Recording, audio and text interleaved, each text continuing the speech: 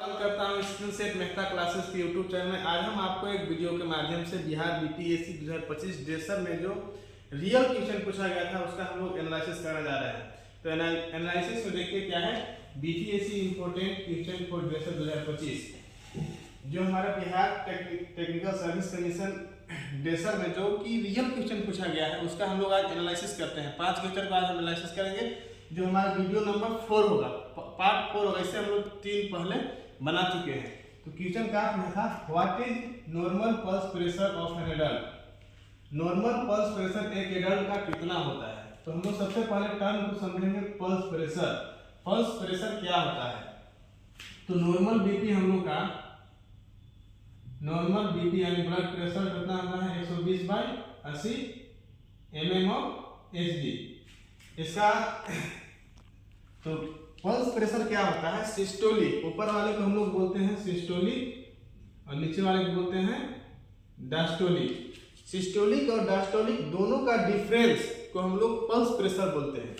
तो 120 - 80 कितना होगा 40 mm of Hg। ऑप्शन देखिए कैसे फंसाया था, 72 beat per minute 72 mHg, 40 beat per minute 40 mHg। अगर कोई डायरेक्ट देखता पल्स कितना जनरली 72 बीट पर मिनट तो 72 बीट में आता है, लेकिन इसका आंसर क्या होगा 40 mm of Hg, क्योंकि पल्स प्रेशर होता है सिस्टोलिक माइनस डायस्टोलिक दोनों का डिफरेंस। और दोनों के डिफरेंस में हम लोग क्या है तो इसके साथ यूनिट डिफरेंस तो 40 दिया है लेकिन बीट पर मिनट ये नहीं होगा। इसका हम लोग बीपी का यूनिट होता है mmHg, मिलीमीटर ऑफ पारा। दूसरा क्वेश्चन का था, ductless gland are also known as. ये 4 ऑप्शन दिया गया है, उसमें से कौन सा ऐसा ग्लैंड है जिसमें डक्टलेस होता है, डक्ट नलिका नहीं होती है। Endocrine gland, exocrine gland, Swiss gland, salivary gland. तो एंडोक्राइन ग्लैंड को हम लोग डक्टलेस ग्लैंड बोलते हैं। एंडोक्राइन ग्लैंड एक ऐसा ग्लैंड है जो हार्मोन को सेक्रेट करता है, डायरेक्ट क्या होता है ब्लड में मिल जाता है। इसके लिए किसी डक्ट की आवश्यकता नहीं होती है। एक्सोक्राइन क्या होता है, इसमें डक्ट होता है, ये डक्ट की आवश्यकता होता है। एक्सोक्राइन का 2 एग्जांपल है, Swiss gland and salivary gland. इसी का 2 एग्जांपल है, तो एक आंसर नहीं होगा। तीसरा क्वेश्चन है, what is an injury to ligament around a joint. कोई भी लिगामेंट के इंजरी को हम लोग क्या बोलते हैं। तो लिगामेंट की इंजरी को हम लोग स्प्रेन बोलते हैं। बोन लिगामेंट हम लोग बोलते हैं 2 बोन के अटैचमेंट को, 2 बोन के बीच के अटैचमेंट को हम लोग लिगामेंट बोलते हैं। तो लिगामेंट की इंजरी को स्प्रेन बोलते हैं, जिसको गांव में मोच आना बोलते हैं। स्प्रेन बोन और मसल्स को बोन टेंडन के टियर को, टेंडन अगर टूटता है तो उसको हम लोग स्ट्रेन बोलते हैं।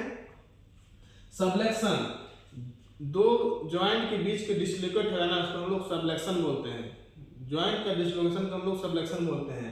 फ्रैक्चर यानी 2 हड्डी को टूटना को हम लोग फ्रैक्चर बोलते हैं। फ्रैक्चर का मेडिकल में ऐसे सिंबल होता है। चौथा क्वेश्चन है, what is the muscles located in the middle ear. 4 option दिया गया है जिसमें बोला है कि कौन सा मसल्स जो है हमारा कान के पिछले हिस्से में लोकेटेड होता है। मेल्युलस मसल हमारा एंकल जॉइंट में होता है। ऑप्शन ए गलत होगा। मेलियस मसल्स, टेंसर टिम्पेनी और डायफ्राम भी नहीं होगा। डायफ्राम क्योंकि हमारा यहाँ पे होता है जो कि कान का पार्ट तो है ही नहीं। अब 2 ऑप्शन में हमारा कंफ्यूजन है, तो दोनों में हम लोग कौन मारेंगे।